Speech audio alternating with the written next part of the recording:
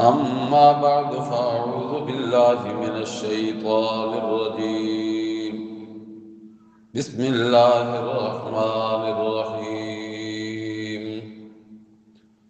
ألف لام را تلك آيات الكتاب الحكيم.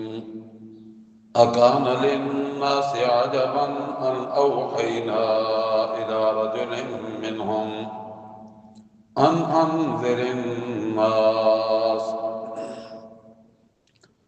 وبشر الذين آمنوا أن لهم قدم صدق عند ربهم.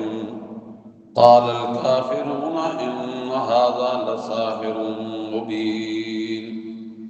إن ربكم الله الذي خلق السماوات والأرض في 6 أيام ثم استوى على العرش يدبر الأمر ما من شفيع إلا من بعد إذنه.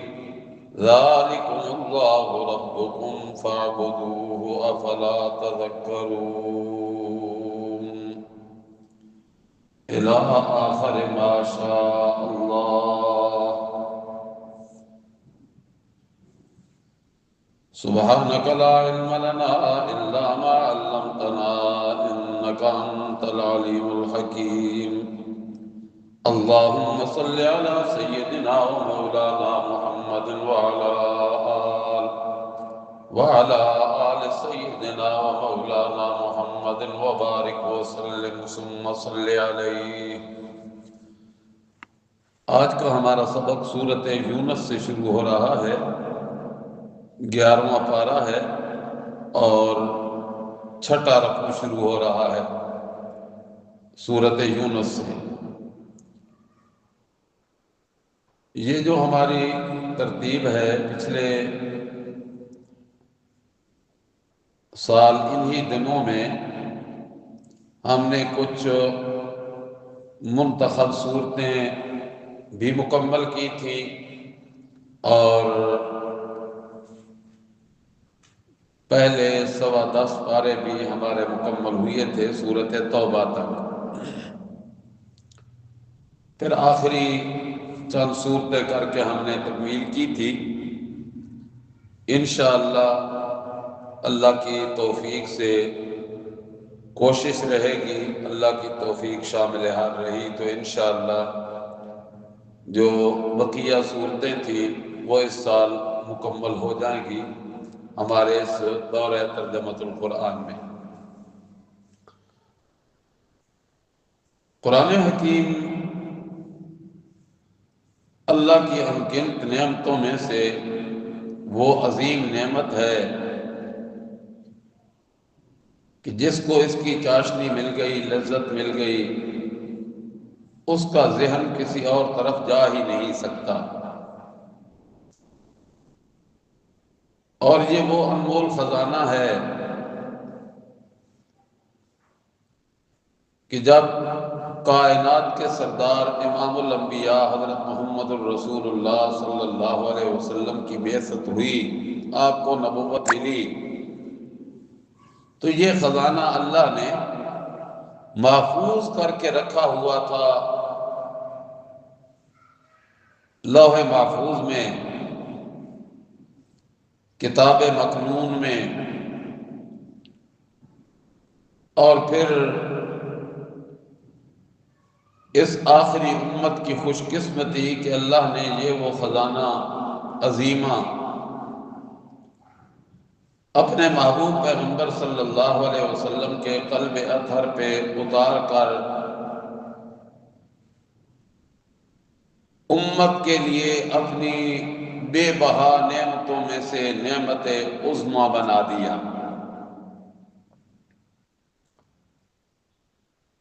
آج معاشرے میں حالت یہ ہو چکی ہے کہ ٹامک ٹوئیاں مارتا ہے انسان، ادھر ادھر بھاگتا ہے، قصوں کی طرف، کہانیوں کی طرف، واقعات، حکایات، اور وہ یہ سمجھتا ہے کہ اس میں میرے لیے ہدایت کا سامان ہے. ہمیں کوئی انکار نہیں کہ سچے واقعات، سچے قصے، صداقت پہ مبنی باتیں، ان میں خیر کا پہلو ہوتا ہے ضرور، لیکن ان کی صداقت جانچنے کا معیار اور ان کو سچا سمجھنے کا پیمانہ اگر کوئی ہمارے پاس ہے تو وہ اللہ کی کتاب ہے۔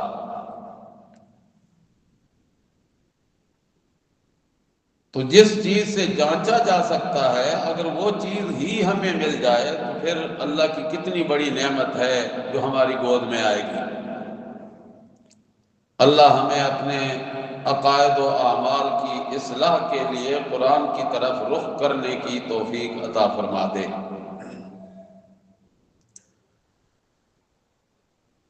قرآن حکیم کو بیان کرنے والے تو بہت آئے،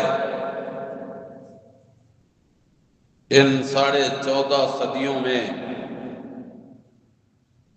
اپنے اپنے انداز میں۔ کسی نے قرآن حکیم کو لیا تو اس سے تاریخ کا پہلو اس نے اٹھا لیا، کسی نے اسی کتاب کو لیا تو اس میں سے کوئی جز اسے ملی اور اس جز کو لے کر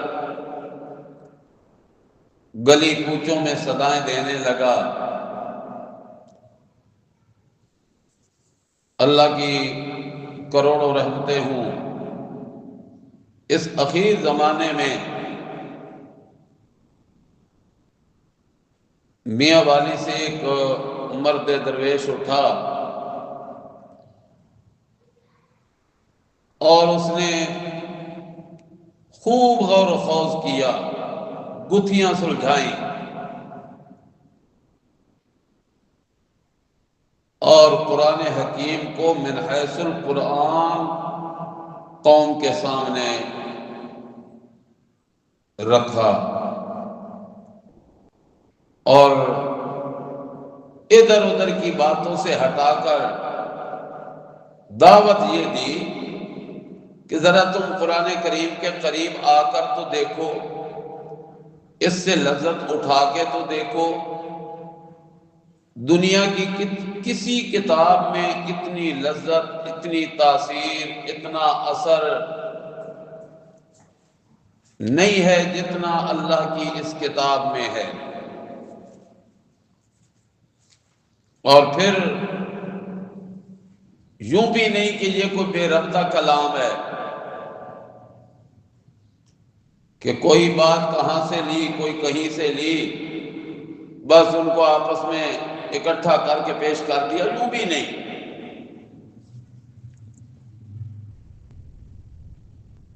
بڑی باربط کلام ہے، مربوط کلام ہے،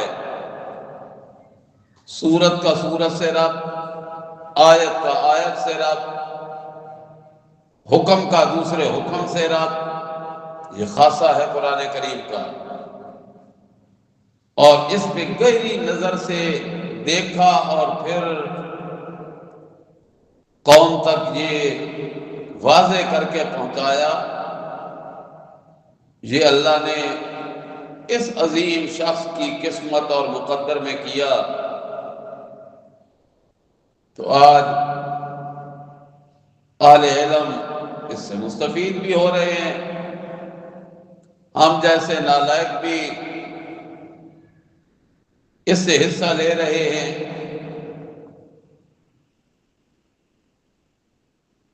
اللہ توفیق عرضہ فرمائے۔ لیکن یہ بات بھی سچ ہے کہ جب اس کلام کی طرف کو رخ کرتا ہے اور اسے اپنا زندگی کا مقصد بناتا ہے، اپنی سوچ کا محور بناتا ہے، تو پھر اس پہ الزامات بھی لگتے ہیں، پھپتیاں بھی کسی جاتی ہیں، تانے بھی سننے پڑتے ہیں۔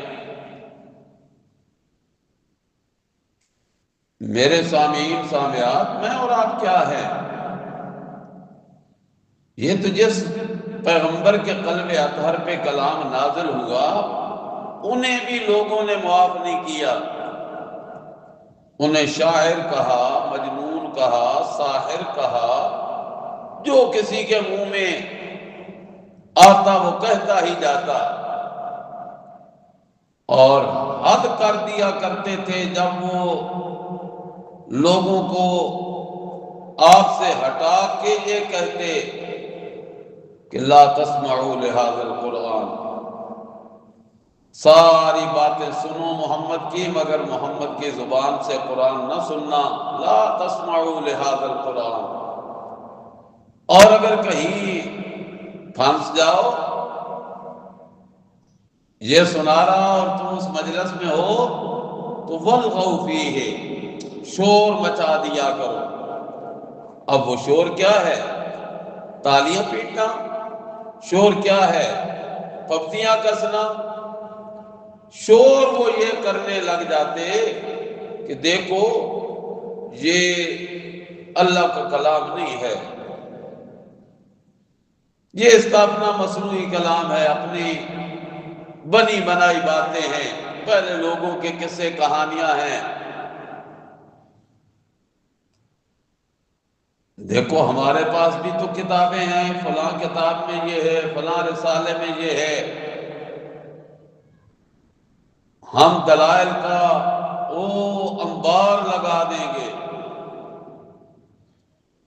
لیکن اندر ان کا یہ مانتا تھا کہ قرآن کا مقابلہ کیا نہیں جا سکتا، اس لیے وہ آگے سے کہتے لعلکم تغلبون، تم شور بپا کرو گے، بودے دلائل پیش کرو گے، قصے کہانیاں لاؤ گے، شاید کہ تم غالب آ جاؤ۔ اللہ نے بھی جواب موقع بموقع، ترکی بترکی دیا،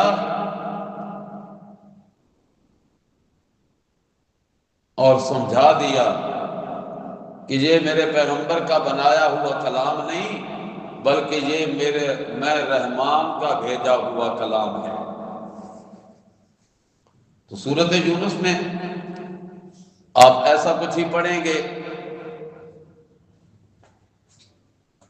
تو میں نے ابھی یہ کہا تھا کہ یہ مربوط کلام ہے، اس کا سورت کا سورت سے ربط ہے اور آیت کا آیت سے ربط ہے۔ پہلے سورت کا ربط ذرا دیکھ لو کہ اس سے پہلے جو سورت گزری ہے وہ سورت توبہ ہے۔ سورت توبہ میں اللہ نے کہا تھا ان تابوا واقاموا الصلاۃ وآتوا الزکاۃ، نکالو نا 10واں پارہ اور 8واں رکوع ذرا نکالو، صفحہ 171، صفحہ 171، دوسری سطر پہ ذرا غور کرو، صفحہ 171 دوسری سطر، سورۃ توبہ کی آیت نمبر 11 ہے، جلدی نکالو۔ تو سورۃ توبہ میں کہا گیا تھا فَإِن تَابُوا وَأَقَامُوا الصَّلَاةَ وَآتَوُا الزَّكَاةَ فَإِخْوَانُكُمْ فِي الدِّينِ وَنُفَصِّلُ الْآيَاتِ لِقَوْمٍ يَعْلَمُونَ، اگر وہ توبہ کر لیں، عقیدہ درست کر لیں، اقاموا الصلاۃ وآتوا الزکاۃ، عمل درست کر لیں، عقیدہ بھی صحیح ہو جائے، عمل بھی صحیح ہو جائے، فَإِخْوَانُكُمْ فِي الدِّينِ، پھر وہ تمہارے دینی بھائی ہیں۔ اور یہ دینی رشتہ جو ہوتا ہے وہ نسبی رشتوں سے زیادہ مضبوط ہوتا ہے، ایمانی رشتہ نسبی رشتوں سے زیادہ مضبوط ہوتا ہے۔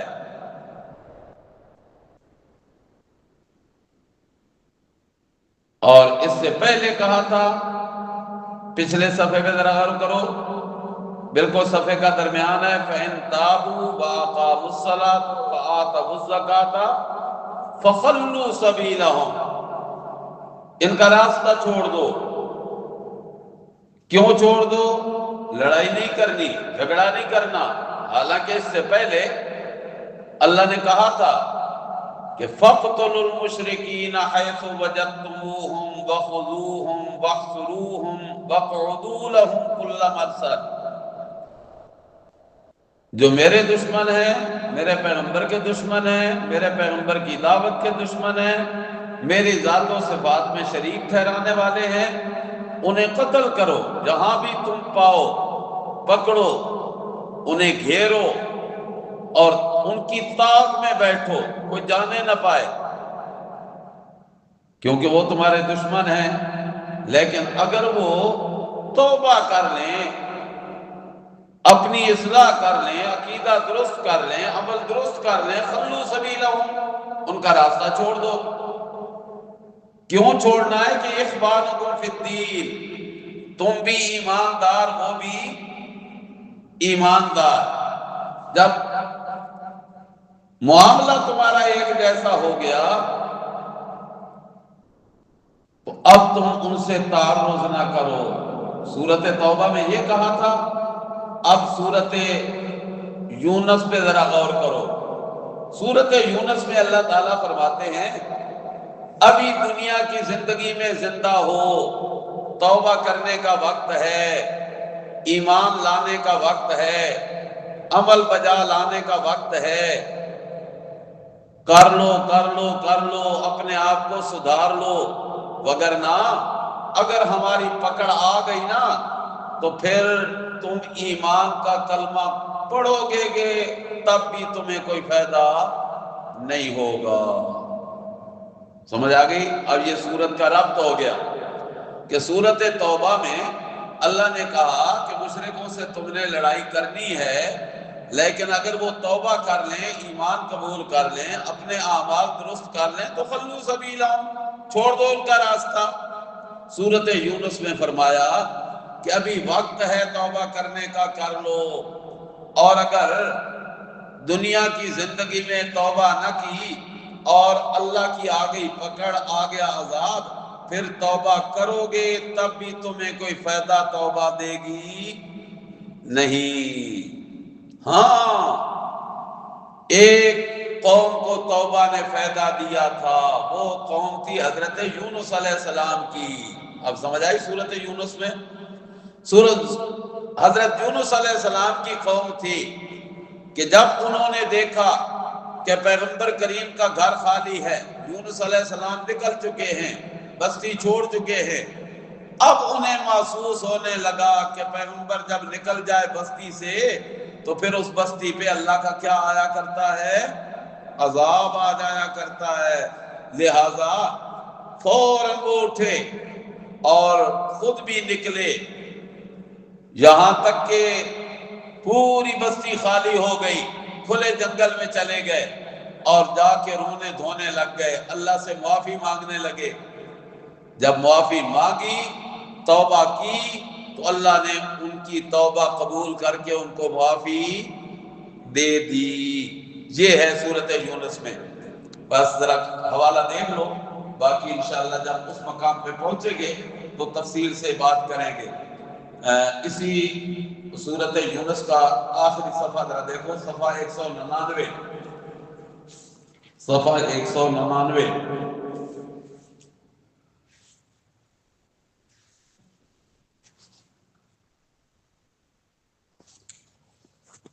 اللہ، دوسری سطر پہ ذرا غور کرو۔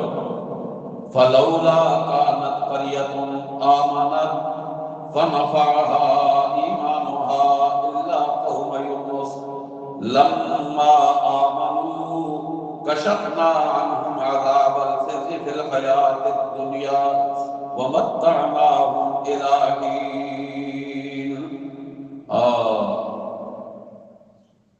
کوئی قوم ایمان کا کرے دعویٰ اور ایمان اسے دے نفع، عذاب آ جانے کے بعد یہ ممکن نہیں۔ جب عذاب الہی آ جائے تو پھر ایمان نفع دیتا نہیں۔ ہاں، وہ ایمان تو نفع دیتا ہے جو پہلے کا ایمان ہے، اگر اس وقت وہ ایمان کا اقرار کرے بھی تب بھی نفع نہیں، سوائے قوم یونس کے۔ لما آمنو، جب انہوں نے آثار دیکھے کہ اللہ کا پیغمبر نکل چکا ہے بستی سے، تو اب ہم نہیں بچ سکیں گے، فوراً رونا دھونا شروع کر دیا، لگے معافیاں مانگنے۔ تو اللہ نے فرمایا کشفنا عنہم عذاب الخزي، ہم نے ان سے ذلت والا عذاب کھول دیا، ہٹا دیا۔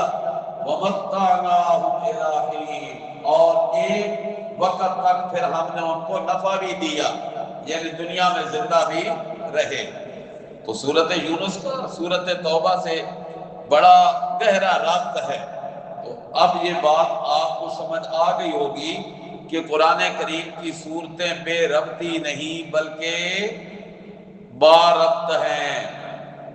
شاباش، زبان سے کہو بیٹا، بے ربطی نہیں بلکہ باربط ہیں، آپس میں ان کا ربط ہے۔ اب ذرا ایک ربط اور بھی دیکھ لو، بالکل قریب کا ربط ہے۔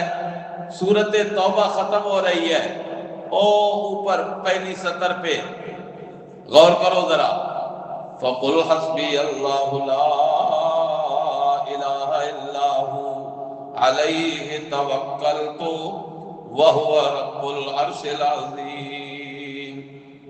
اے میرے پیغمبر، یہ اگر نہیں مانتے تو آپ کہہ دیں حسبی اللہ، مجھے میرا اللہ کافی ہے، اس کے بغیر میرا معبود کوئی نہیں، میرا بھروسہ بھی اسی پہ ہے، اور وہی رب ہے، عرش عظیم کا مالک ہے، بڑے عرش والا رب ہے۔ سورت توبہ کے آخر میں یہ کہا، اور سورت یونس کی ابتدا میں کہا جو رب بڑے عرش کا مالک ہے، یہ کلام بھی اسی رب کا اتارا ہوا ہے، اسی رب کا بھیجا ہوا ہے۔ سمجھ آئی؟ ہاں، جب وہ بڑے عرش والا رب ہے تو پھر بڑوں کی باتیں بڑی ہوا کرتی ہیں، اور بڑوں کی باتیں مانی جاتی ہیں، ماننے کے لائق ہوتی ہیں۔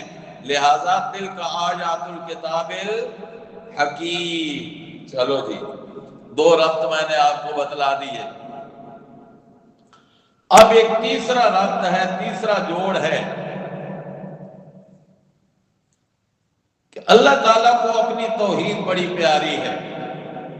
سمجھو ذرا، اللہ کو اپنی توحید بڑی، بیٹیو زبان سے یہ لفظ کہو، اللہ کو اپنی توحید بڑی پیاری ہے۔ توحید سے اللہ کو پیار ہے اور شرک سے بیزار ہے، شرک سے نفرت ہے، نہیں پسند آتا، بلکہ اتنا ناپسندیدہ ہوتا ہے شرک کرنے والا شخص کہ اللہ نے اس پہ جنت کو حرام کر دیا، جہنم کو واجب کر دیا، لازم کر دیا۔ تو اللہ شرک سے بچانا چاہتے ہیں، توحید کی راہ پہ بندوں کو لگانا چاہتے ہیں۔ یہی وجہ ہے کہ اللہ نے 1,24,000 کم و بیش انبیاء بھیجے، اور ہر نبی کی دعوت میں توحید کا اس بات تھا اور شرک کی مذمت تھی۔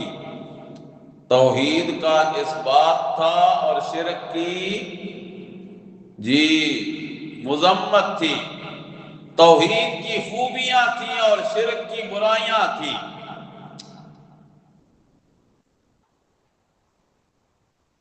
تو شرک کی نفی کے لیے دو باتوں پہ بڑا زور دیا گیا پیچھے صورتوں میں۔ ایک تو یہ کہ اللہ ہی کارساز ہے، اس کے سوا کارساز کوئی نہیں، اللہ ہی کائنات کے معاملات کو چلانے والا ہے، اس کے سوا چلانے والا کوئی نہیں، اس پہ زور تھا۔ اور دوسرا مسئلہ یہ تھا کہ اللہ پہ کسی کا زور نہیں چل سکتا، اللہ پہ کسی کا شاباش شاباش کہو، اللہ پر کسی کا زور نہیں چل سکتا، کوئی جبر کر کے اللہ کو اپنی بات منوا نہیں سکتا۔ یعنی اللہ پہ کوئی شفیع غالب نہیں۔ یہ دو مسئلے ہیں، دو باتیں ہیں، ان پہ بڑا زور دیا گیا ہے شرک کی نفی کے لیے۔ سورۃ یونس میں اس بات پہ زیادہ زور دیا جائے گا کہ اللہ پہ کسی کا زور نہیں چل سکتا۔ اچھا بیٹو، مجھے اس بات کا جواب چاہیے کہ یہ سمجھنا ضروری ہے کہ نہیں؟ جی، عقیدے کو اس کے مطابق بنانا ضروری ہے کہ نہیں؟ ضروری ہے۔ تو پھر اس بات پہ کو سمجھنے کی کوشش کرو۔ یہ جو دوسرا پہلو ہے نا کہ اللہ پہ کسی کا زور نہیں چل سکتا، جبراً کوئی اللہ کو منوا نہیں سکتا، اس صورت یونس میں اس بات کو واضح کیا گیا، کھول کر بیان کیا گیا۔ اور اس معاملے میں اللہ نے 3 دعوے کیے، 3 بار دعویٰ کیا کہ کوئی اللہ پہ غالب نہیں، جبراً کوئی اللہ کو منوا سکتا نہیں، کوئی شفیع غالب اس پر نہیں ہے۔ 3 بار اس دعوے کا ذکر ہے سورۃ یونس میں۔ ایک دفعہ ہے اجمالاً، پہلی دفعہ دعوے کا ذکر ہے اجمالاً۔ اجمال آپ سمجھتی ہو، آپ سمجھتے ہو کہ ایک چیز کا بس سرسری طور پہ تذکرہ کر دینا۔ دوسری بار یہی دعویٰ مذکور ہے سورۃ یونس میں ضمناً۔ ضمن کہتے ہیں کہ ایک بات چل رہی ہو، اسی بات کے اندر ایک اور بات کو بیان کر دیا جائے، تو کہا جاتا ہے کہ یہ اس بات میں ضمناً یہ بات بھی آ گئی۔ پہلی دفعہ دعویٰ ذکر کیا اجمالاً، دوسری دفعہ دعویٰ ذکر کیا شاباش شاباش ضمناً، بولا کرو صاحب، دوسری دفعہ دعویٰ ذکر کیا ضمناً، اور تیسری دفعہ سورۃ یونس میں یہی دعویٰ اللہ نے پیش کیا تفصیلاً، بڑی وضاحت کے ساتھ۔ پھر اس پہ اللہ نے صرف دعویٰ کر کے چھوڑ نہیں دیا، بلکہ اس دعوے کو ثابت کرنے کے لیے اللہ نے پھر دلیلیں دی۔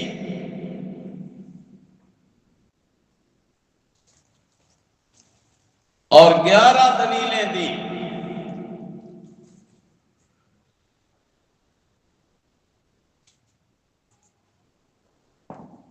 اور دلیلیں بھی وہ جن دلیلوں کو عقل مانے، 11 عقلی دلیلیں دی دعوے کو ثابت کرنے کے لیے۔ ان 11 دلیلوں میں ایک دلیل ایسی دی کہ جس کو مخالف بھی ماننے پہ مجبور ہے، مخالف بھی تسلیم کرتا ہے۔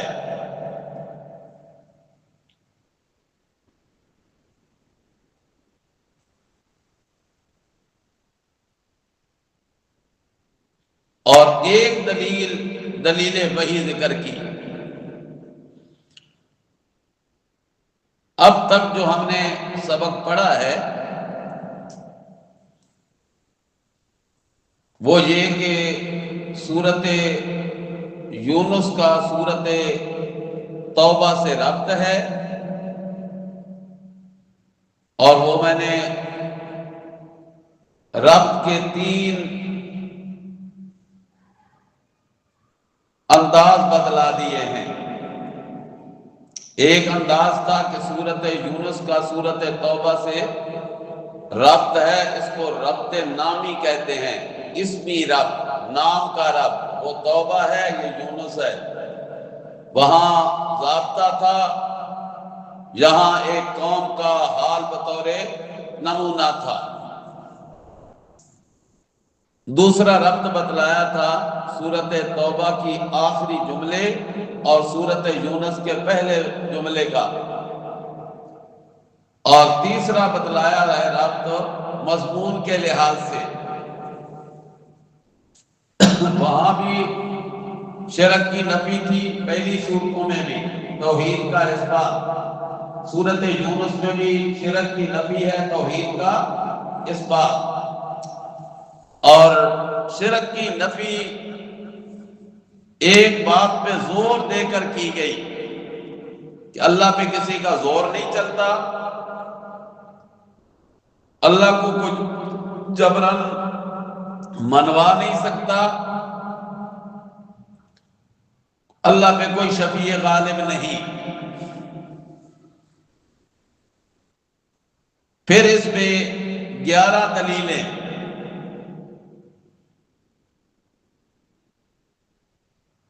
اور دلیلیں بھی عقلی، اور ان میں ایک دلیل وہ جس کو مخالف بھی ماننے پہ مجبور ہے، تسلیم کرتا ہے، اور ایک دلیل وہی ہے۔ اب میں ساتھ ساتھ سبق بھی چلتا جائے گا اور ساتھ ساتھ میں بتلاتا بھی جاؤں گا کہ یہ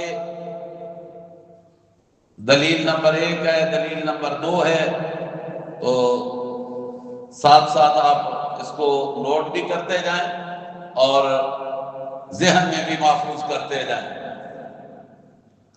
بسم اللہ الرحمن الرحیم، الف لام را، حروف مقطعات سے ہے۔ اللہ اعلم بمرادہ، اس کی حقیقی مراد اللہ ہی بہتر جانتے ہیں۔ اور اسی الف لام را کے پہلے بول میں اللہ اپنے پیغمبر کی صداقت کو بیان کرتے ہیں۔ کیسے؟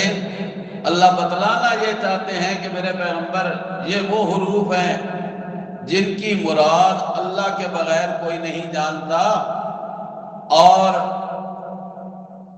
آپ اللہ کے نبی ہیں، اللہ آپ کو وحی کے ذریعے بتلاتا جائے گا، آپ بیان کرتے جائیں گے، اپنی طرف سے نہیں بیان کریں گے بلکہ اللہ کی وحی سے آپ بیان کرتے جائیں گے۔ صداقت پیغمبر صلی اللہ علیہ وسلم۔ تلک آیات الکتاب الحکیم، یہ آیتیں ہیں حکمت والی کتاب کی۔ اللہ نے کتاب کی صفت الحکیم ذکر کی ہے کہ قرآن حکیم کی کوئی آیت، کوئی حکم حکمتوں سے خالی نہیں۔ جب حکمتوں سے خالی نہیں تو پھر حق بنتا ہے کہ ہم قرآن حکیم کو سمجھیں، اس کی طرف اپنا رخ کریں، اسے اپنے گلے کا ہار بنائیں۔ اکان للناس عجبا ان اوحینا الی رجل منہم ان انذر الناس۔ اکان للناس، یہ جو حمزہ ہے استفہامیہ، یہ استفہام انکاری کے لیے ہے، استفہام انکاری۔ حضرت عبداللہ ابن عباس رضی اللہ تعالی عنہ فرماتے ہیں کہ جب اللہ تعالیٰ نے جناب رسول اللہ صلی اللہ علیہ وسلم کو نبوت و رسالت سے نوازا تو عرب کے مشرکین نے اس پہ تعجب کا اظہار کیا، یہ کیا ہو گیا ہے، اسے اللہ نے اپنا نبی بنا دیا ہے، رسول بنا دیا ہے، حالانکہ یہ تو انسان ہے، بشر ہے۔ اس پہ انہوں نے تعجب کا اظہار کیا۔ تو کبھی کہہ دیتے کہ اگر اللہ کو نبی بنانا ہی تھا تو پھر مکہ یا طائف کے کسی وڈیرے کو نبی بنا دیتا۔ اکان للناس عجبا ان اوحینا الی رجل منہم، کیا لوگوں کے لیے یہ بات باعث تعجب ہو گئی، یعنی اس پہ تعجب ہونا نہیں چاہیے، اس پہ تعجب ہونا نہیں چاہیے۔ کیوں نہیں ہونا چاہیے؟ کہ اللہ نے جتنے بھی رسول بھیجے وہ سارے انسان ہی تھے، آدم علیہ السلام سے لے کر عیسیٰ علیہ السلام تک جتنے بھی اللہ نے رسول بھیجے وہ سارے رسول کیا تھے؟ انسان تھے۔ تو میرا پیغمبر محمد کریم بھی انسان ہے، بشر ہے، بشر کا بیٹا ہے، ماں بھی بشر، باپ بھی بشر، دادا بھی بشر، پھپھا قبیلہ بشر۔ ان اوحینا الی رجل منہم، اس بات پہ تعجب کرنے لگ گئے کہ ہم نے وہی بھیجی ایک مرد کی طرف، رجل تنوین، تنوین تعظیم کے لیے، بڑا مرد ہے، بڑا عظیم آدمی ہے، منہم ہے بھی انہی میں سے، ہے بھی انہی میں سے، یعنی مکے والوں میں سے ہے، کسی کا بیٹا ہے، کسی کا پوتا ہے، کسی کا بھتیجا ہے، رشتہ بھی ہے۔ اور وہ پیغام کیا بھیجا ہم نے؟ انذر الناس، کہ ڈرائے لوگوں کو، خبردار کر دے لوگوں کو، وبشر الذین آمنوا، اور جو مان جائیں سے ایمان لے آئیں اس پہ ان کو خوشخبری دے دے، کس بات کی؟ ان لہم قدم صدق عند ربہم، کہ ان کے لیے بڑا سچا ٹھکانہ ہے، بڑا بلند پایا مقام ہے، اور ہے بھی مقام بڑا سچا، عند ربہم، ان کے رب کے ہاں، یعنی جنت ان کو ملے گی، کن کو؟ ایمان والوں کو۔ کن کو؟ ایمان والوں کو، جو مان جائیں گے ان کے لیے عمدہ ٹھکانہ ہے، عمدہ پایا ہے، عمدہ جگہ ہے، جنت ٹھکانہ ہے، بڑی صداقت پہ مبنی جگہ ہے۔ قال الکافرون ان ھذا لساحر مبین، کہنے لگے کافر لوگ بے شک یہ تو البتہ جادوگر ہے کھلم کھلا۔ آپ کو پہلا تانا کیا دیا کہ آپ کیا ہیں؟ جادوگر ہیں۔ آپ کیا ہیں؟ جادوگر ہیں، حالانکہ آپ اللہ کے کیا تھے؟ نبی تھے۔ ان ربکم اللہ الذی خلق السماوات والارض فی ستۃ ایام ثم استوی علی العرش، بے شک تمہارا رب اللہ ہے، بے شک تمہارا رب اللہ ہے۔ پہلی عقلی دلیل، دلیل عقلی نمبر 1،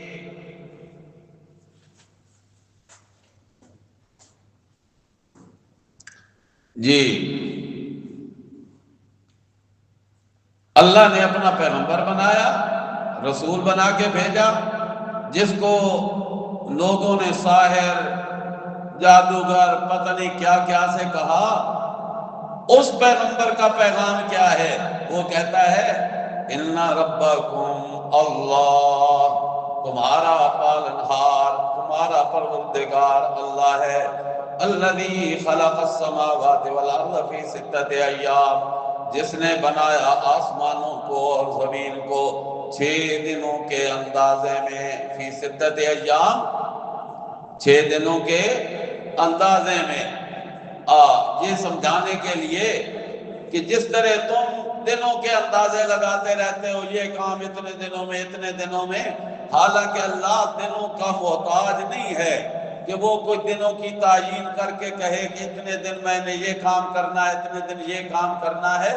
اللہ تو وہ ہے جو کسی کام کا ارادہ کرتا ہے تو بس کن فیکون، ہونے کا کن کہتا ہے، وہ کام فوراً ہو جاتا ہے۔ اور یہ کلمہ کن بھی ہمیں سمجھانے کے لیے ہے، وگرنہ اللہ کسی کام کے کرنے میں کن کا بھی محتاج نہیں ہے۔ ہاں جی، ثم استوی علی العرش، پھر اس نے قصد کیا عرش کا، یدبر الامر، وہ تدبیر کرتا ہے کائنات کے کاموں کی، یدبر الامر، سارے کائنات کے کاموں کی تدبیر کرنے والا اللہ ہے۔ مدبر، مدبر، بنایا بھی اللہ نے، نظام کو چلایا بھی اللہ نے، بنانے میں بھی وہ شریکوں سے پاک اور نظام کو چلانے میں بھی شریکوں سے پاک۔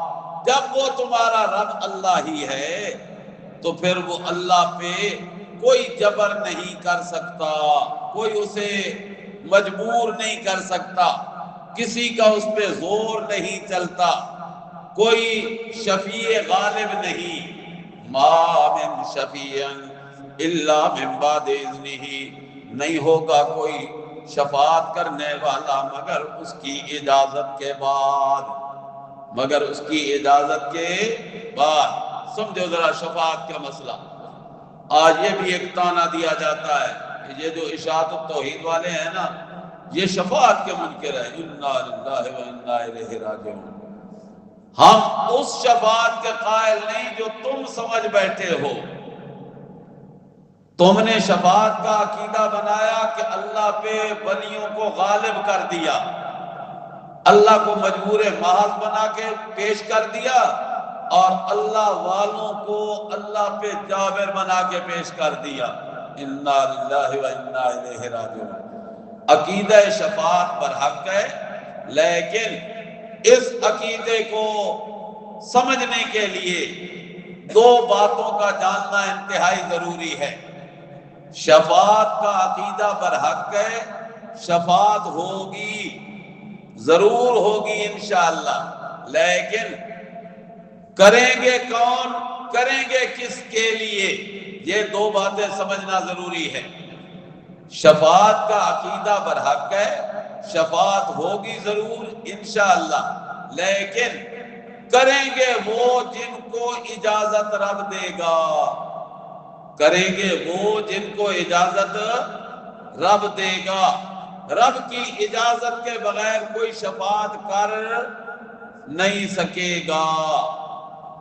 دوسری بات، کریں گے اس کے لیے جس کے لیے رب اجازت دے گا، کریں گے اس کے لیے جس کے لیے رب اجازت دے گا۔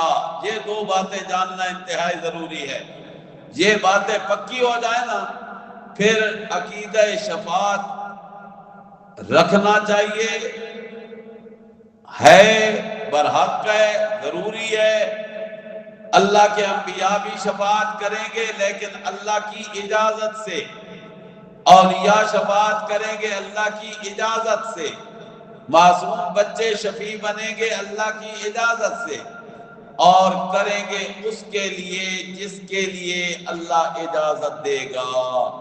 ما من شفیع، نہیں ہے کوئی شفاعت کرنے والا، الا من بعد اذنہ، مگر اس کی اجازت کے بعد، یعنی کوئی جبرن اللہ کو منوا نہیں سکے گا، زور اللہ پہ کسی کا چلتا نہیں، نہ چلے گا۔ ہاں جی، ذالکم، ان صفتوں والا، کیا صفتیں تھی؟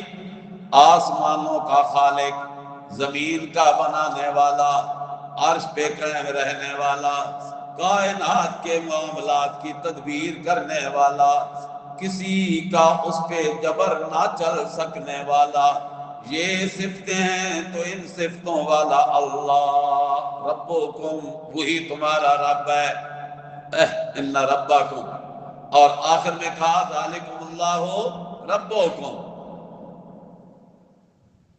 ہاں جی، سمجھ رہے ہو؟ توجہ کرو ذرا قرآن کریم پہ، کتنی مزے کی کتاب ہے، کتنی پر لطف کتاب ہے۔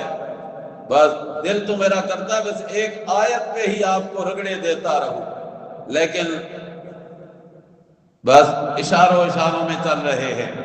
پہلے کہا ان ربکم، پھر اپنی صفتیں بیان کرنے کے بعد کہا ذالکم، ان صفتوں والا اللہ ہے، کوئی نبی، ولی، جن، فرشتہ ان صفتوں والا نہیں ہے۔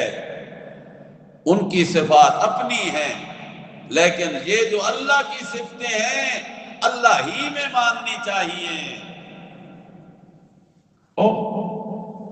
پہلے دن والا سبق یاد رکھو، الحمدللہ، تمام صفتیں جو اللہ کے لائق ہیں اللہ ہی کے لیے ہے۔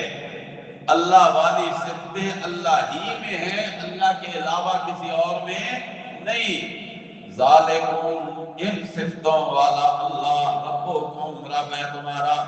جب ان صفتوں کا مالک اللہ کو مانا تو فاعبدوہ، اس دلیل کا نتیجہ ثمرہ، عبادت بھی کرو تو اس ہی کی، عبادت بھی کرو تو اس ہی کی۔ کل والا سبق ذہن میں رکھو، ایاک نعبد و ایاک نستعین، فاعبدوہ اے فوحدوہ، اس کو اکیلا مانو اپنی ذات میں، وحدوہ اکیلا مانو اپنی صفات میں، وحدوہ اکیلا مانو اسے اپنے کمالات میں، وحدوہ اکیلا مانو اسے اپنی قدرتوں میں، وحدوہ اکیلا مانو اسے اپنے تصرفات میں، وحدوہ اکیلا مانو اسے اپنی دائمی حیات میں، فاعبدوہ لہذا عبادت کرو تو اس ہی کی، قولی عبادت ہو تب بھی حق اللہ کا، بدنی عبادت ہو تب بھی حق اللہ کا، مالی عبادت ہو تب بھی حق۔ بیٹا مجھے آواز نہیں آئی، حق، ہاں جی، افلا تذکرون، پس کیوں نہیں دھیان کرتے ہو تم، الیہ مرجعکم جمیعا، کر لو دھیان دنیا میں، اگر دنیا میں دھیان نہ کیا تو آخر تم نے لوٹ کے تو اسی کی طرف ہی جانا ہے نا، الیہ مرجعکم جمیعا، اسی کی طرف لوٹنا ہے تم سب کا اکٹھا، وعد اللہ، یہ وعدہ ہے اللہ کا، یہ وعدہ ہے اللہ کا، میں وعدہ کروں آپ وعدہ کریں تو کھسک جاتے ہیں، وعدہ خلافیاں ہو جاتی ہیں، لیکن اللہ کے وعدے ہمیشہ حقا، سچے ہوا کرتے ہیں، وعد اللہ حقا، وعدہ ہے اللہ کا سچا۔ کیا مطلب کہ جو دنیا میں آیا اس نے دنیا کو ایک نہ ایک دن چھوڑنا ضرور ہے۔ اللہ حق سمجھائے ان لوگوں کو، دعا ہی کر سکتے ہیں بھائی، دعا ہی کر سکتے ہیں ان کے لیے، اللہ انہیں حق سمجھائے، قرآن کا قرب نصیب فرمائے، ہدایت کی لائن پہ اللہ انہیں لائے، اور اگر ہدایت ان کے مقدر میں نہیں تو پھر اللہ ان کا ستیہ ناش کر دکھائے۔ جو لگے ہوئی ہے قوم کا بیڑا تباہ کرنے، عقائد و نظریات پہ ضربیں لگانے، عقیدہ کیا گھڑا کہ بس چند لمحوں کے لیے موت آتی ہے اور پھر بندہ فوراً زندہ ہو جاتا ہے، انا للہ و انا الیہ راجعون۔ اللہ تو کہتے ہیں ثم انکم یوم القیامت تبعثون، تم پھر قیامت کے دن جا کے دوبارہ زندہ ہو کے اٹھو گے، انہوں نے پہلے ہی شروع کر دیا، اور اب تو خیر سے چند دنوں سے ایک نیا عقیدہ سننے میں آ رہا ہے، موت آئی کوئی نہیں، بس خالی چادر تبدیل ہوئی ہے، پردہ تبدیل ہوا ہے۔ وعد اللہ حقا، یہ وعدہ ہے اللہ کا سچا، انہو یبدأ الخلق ثم یعیدہ، بے شک وہی اللہ ہے جو ابتداء پیدا کیا مخلوق کو، ثم یعیدہ، پھر وہی دوبارہ لوٹائے گا، دوبارہ پھر کیوں لوٹائے گا، اپنے دربار میں کیوں پیش کرے گا، قیامت کا دن کیوں قائم کرے گا، لیجزی الذین آمنوا وعملوا الصالحات بالقسط، تاکہ بدلہ ملے ان لوگوں کو جو ایمان لائے اور عمل کیے نیک، بالقسط، انصاف کے ساتھ، اللہ ان کو جزا دینا چاہتا ہے، اپنوں کو جزا، ماننے والوں کو جزا، اور انکار کرنے والوں کو بولو سزا، شاباش، لیجزی الذین آمنوا وعملوا الصالحات بالقسط، یہ جو جزا اور سزا ہے یہ انصاف پہ مبنی ہوگی، بالقسط، عدل ہوگا، انصاف ہوگا، یوں نہیں کہ کرے کوئی اور بھرے کوئی۔ یہاں دنیا میں تو نظام ہی سارا الٹ ہے نا، چوری کوئی کرتا ہے پکڑا کوئی جاتا ہے، سزا کوئی کھاتا ہے، والذین کفروا، اور وہ لوگ جنہوں نے کفر کیا اب ان کو ملے گی سزا، کیسی، لہم شراب من حمیم، ان کے لیے پینا ہے کھولتا ہوا پانی، وعذاب علیم بما کانوا یکفرون، اور دردناک عذاب بوجہ اس کے کہ وہ کیا کرتے تھے؟ کفر کیا کرتے تھے، بما کانوا یکفرون۔ ہاں جی، دوسری دلیل عقلی، دلیل عقلی نمبر 2، پہلی عقلی دلیل سمجھ گئے، اب دوسری عقلی دلیل، هو الذی جعل الشمس ضیاء، وہ وہی ذات ہے جس نے بنایا سورج کو چمکتا ہوا، والقمر نورا، اور چاند کو بنایا روشنی بکھیرتا ہوا، وقدرہ منازل، اور مقدر کر دی، متعین کر دی ان کی منزلیں، راستے متعین کر دیے۔ سورج کا راستہ بھی ہے، چاند کا راستہ بھی ہے، سورج اپنی منزل پہ چل رہا ہے، چاند اپنی منزل پہ چل رہا ہے۔ تو سورۃ یاسین میں آتا ہے لَلشَّمْسُ يَنبَغِي لَهَا أَن تُدْرِكَ الْقَمَرَ وَلَا اللَّيْلُ سَابِقُ النَّهَارِ وَكُلٌّ فِي فَلَكٍ يَسْبَحُونَ۔ ہاں جی، قدرہ منازل، ہر ایک کی منزلیں متعین ہیں۔ کیا مجال کہ سورج چاند کو کیچ کرے یا چاند سورج سے ٹکرائے؟ نہ۔ اور یہ کیوں کیا؟ لِتَعْلَمُوا عَدَدَ السِّنِينَ وَالْحِسَابَ، تاکہ تم معلوم کر لو سالوں کی گنتی اور حساب کتاب۔ تاریخ متعین، چاند کی منزلوں سے قمری مہینے، سورج کی منزلوں سے شمسی مہینے، جنوری، فروری وغیرہ، محرم، صفر، ربیع الاول وغیرہ۔ ما خلق اللہ ذالک، نہیں بنایا اللہ نے اس نظام کو، الا بالحق، مگر ٹھیک ٹھیک۔ سبحان اللہ، سبحان اللہ۔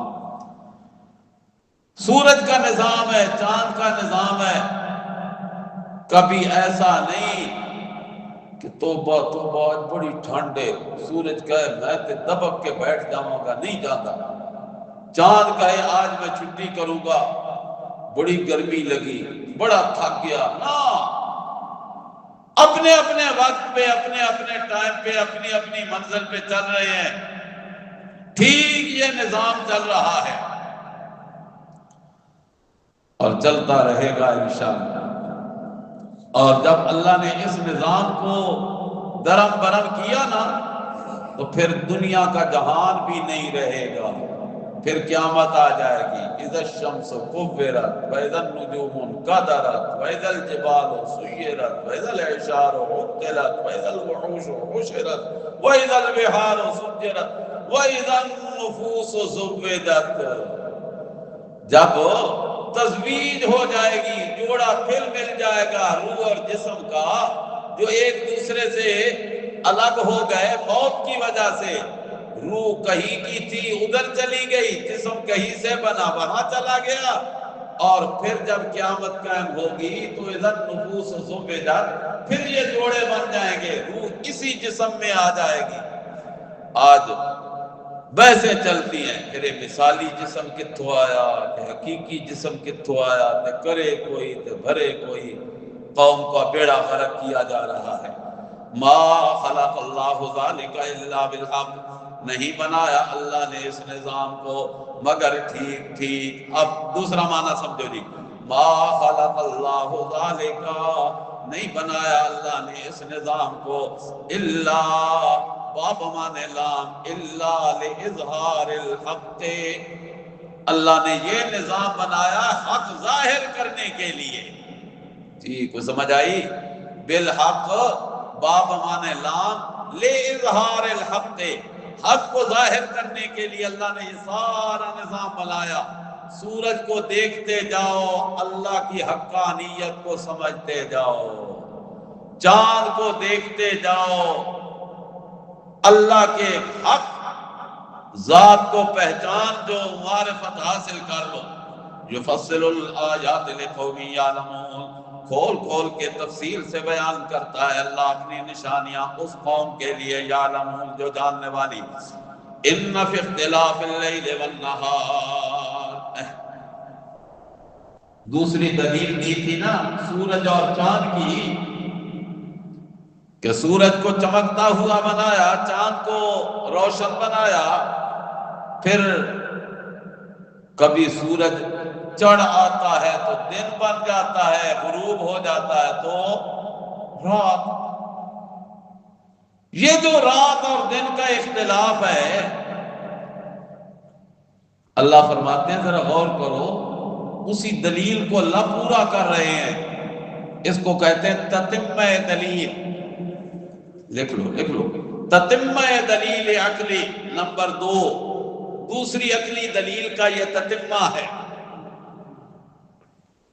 ان فی اختلاف اللیل والنہار، بے شک رات اور دن کے عدل بدل ہونے میں، اختلاف میں، وما خلق اللہ فی السماوات والارض، اور صرف یہی نہیں بلکہ اللہ نے زمین و آسمان میں بہت ساری چیزیں پیدا کی ہیں جو ایک دوسرے کے متضاد ہیں، سمتیں متضاد ہیں، خواص متضاد ہیں۔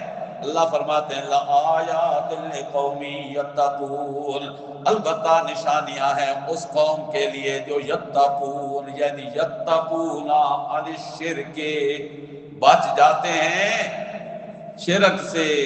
ہاں جی، شرک سے بچنے والوں کے لیے متقی ہوتا ہی وہ ہے جو شرک سے بچ جائے۔ مشرک کبھی متقی نہیں ہوتا۔ آج ہم نے معیار بنا لیا ہے، ماتھے پہ محراب ہے، او 24 گھنٹے بادشاہ تسبیح ہاتھ سے بیٹھا کہاں ہے؟ مجاور بن کے بیٹھا ہے، لوگوں کو رہنمائی کرتا ہے۔ خواجہ نہ دے گا تو پھر کون دے گا، ہمیں جو ملے گا یہیں سے ملے گا، انا للہ و انا الیہ راجعون۔ پھر کبھی کبھی یوں پٹیاں پڑھاتا ہے کہ میں نے جب اوپر نظر کی تو مجھے ایک کلائی نظر آئی، وہاں کیا ہو رہا تھا؟ اللہ روزی تقسیم کر رہا تھا۔ خدا جو رزق بندوں میں جہاں تقسیم کرتا ہے، خدا وہ رزق بندوں میں جہاں تقسیم کرتا ہے، وہاں مجھ کو نظر آئی کلائی اپنے خواجہ کی، اپنے خواجہ صاحب کا ہاتھ نظر آیا، وہ تقسیم کر رہے سب۔ انا للہ و انا الیہ راجعون۔ یہ بڑا متقی ہے جی، ہاتھ میں تسبیح دیکھو 1000 منکے والی، بیٹھا ہوا ہے، بنا ہوا ہے مجاور۔ فرمایا آیات لقوم یتقون، نشانیاں ہیں اس قوم کے لیے جو تقوی والی ہے، یعنی شرک سے بچنے والی ہے۔ اور دوسرا معنی کرنے لگا ہوں، جو شرک سے بچتا ہے، کیوں بچتا ہے؟ کہ میرا اللہ جو کہتا ہے کہ شرک سے بچ جاؤ تو اللہ کی مان کے بچتا ہے۔ سمجھ آئی؟ اللہ کی مان کے، اور ماننے والے کو مطیع کہتے ہیں، فرمانبردار کہتے ہیں۔ لقوم یطیعون، لقوم یطیعون، یتقون بمانے یطیعون، فرما برداری کرنے والے، اطاعت کرنے والے۔ ان الذین لا یرجون لقاءنا، اللہ کے سمجھانے کا انداز ہے، سمجھایا کہ بچو شرک سے، بچو میری نافرمانی سے، بغاوت سے، وگرنہ میرے پاس آؤ گے تو پھر جزا و سزا کا قانون تو میں نے بتلا دیا ہے۔ آگے اللہ ان کے لیے ڈراوا دے رہے ہیں، ڈرا رہے ہیں ان لوگوں کو جو نہیں باز آتے۔ اس کو کہتے ہیں تخویف۔ ڈراوے کو کیا کہا؟ تخویف، تا خا واو یا فا، تخویف، تخویف اخروی۔ ان الذین لا یرجون لقاءنا، بے شک وہ لوگ جو نہیں امید رکھتے ہماری ملاقات کی۔ اے جہان مٹھا، اگلا کہیں ڈٹھا، بس یہی ہے دنیا، کھاؤ پیو اور مزے اڑاؤ۔ ان کو تو اللہ سے ملاقات کی امید ہی نہیں۔ پھر دنیا کی زندگی جی، اسی پہ ریجھے بیٹھے ہیں، اسی پہ خوش بیٹھے ہیں۔ ان الذین لا یرجون لقاءنا، بے شک وہ لوگ جو نہیں امید رکھتے ہماری ملاقات کی، ورضوا بالحیات الدنیا، اور خوش ہیں دنیا کی زندگانی پہ، واطمأنوا بها، اور اسی پہ مطمئن ہو گئے، الذین هم عن آیاتنا غافلون، وہ لوگ ہیں جو ہماری آیتوں سے غافل ہیں، ہاں غفلت کرتے ہیں ہماری آیتوں سے۔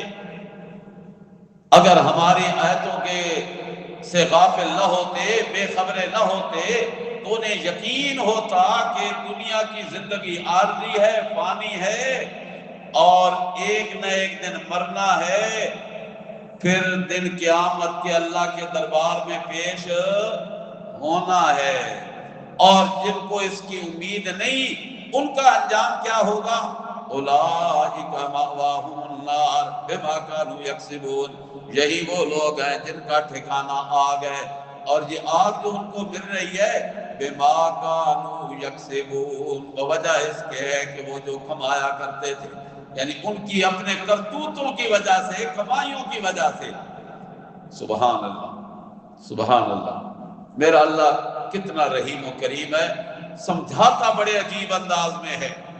ابھی ان لوگوں کے لیے تخفیف کا سامان مہیا کیا، بتلایا، جو رب کی ملاقات کی امید نہیں رکھتے، ان کا ٹھکانہ اور انجام بتلایا، تو ساتھ ان کو خوشخبری دے دی جو اللہ کے ماننے والے ہیں۔